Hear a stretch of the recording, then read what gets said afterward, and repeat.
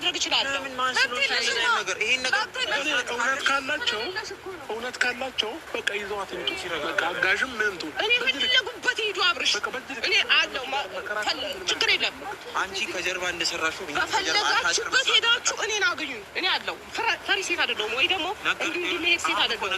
ቀጥታ ያወራሁት ነው። እኔ መቀበል እችላለሁ ነው እንኳን በጀርባ እያልሽ በፈለግ እናት አይደለም እንዴ ነው አንተ እሱ እኮ አባት ነው ያማህን እንዴ አባት ስለሆነ መስሎኝ አንቺ እንደዚህ ያደርግ እንዴ አይሆንም። ገባ ያባት እኛም ቤተሰብ ነን እሱም ቤተሰብ ነው። ዝም አለ እንደዛ ነሽ ብዬ ስላሰብኩኝ ነው። ግን አንቺ እንደዛም አይደለሽም። ብዙ ሰማማለ ዝም ማለት እኛ ጋር የለም እንደው አንቺ ልጅን ሳሰጠኝ ወዴትም አልሄድም። አንተ ለምቦ እንኳን ያሳዝነኝ ለምን እሺ ልጅን ስጠኝ እኛ ጋር የለም። ምንድነው ከዚህ በላይ ምን ፈልክ አብርሽ አላማቸው ምንድነው አብርሃም ካንተም ደብቃለሁ ይችላል ካንተ ምንም አልፈልግም።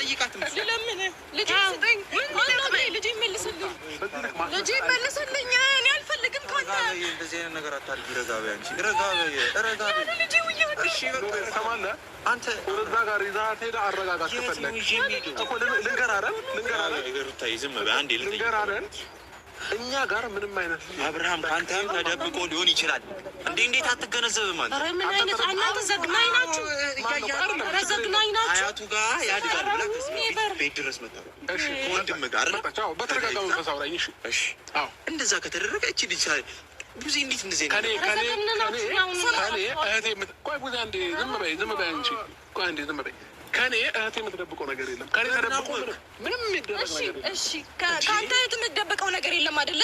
ያኔ ልጄን ልትወስደው ከቤቴ ስትመጣ እናቆ ታሪክ የለም ብለኛል። እሱንስ ነግራለች? አላውቅም እኮ ነበር ያልከኝ። ካለፈ በኋላ መጣኛለች። አሁንም ካለፈ በኋላ ይነገርሃል። እንዴት የሰው ልጅ ከእናቱ ርቆ አያት ቤት ያድጋል? እናቱ በህይወት እያለ አንተስ እሺ ፈልገን የሸሸው አይደለም?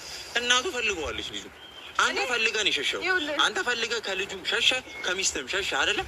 ቢያንስ ልጁን ስጠን። ዛሬም ቢሆን ልጁን ስጡ። በእናትህ አታድክሙ። ዛሬም ብትሆን የመጣችሁት የሆነ ነገር ታወሩት እንገባለን። ሀሳባችሁ ምንድን ነው? እስኪ ያስረዱኝ። ሀሳብሽ ምንድን ነው? ሀሳቤ ግልጽ ነው። እስኪ ሀሳብሽ ብቻ ስጡኝ።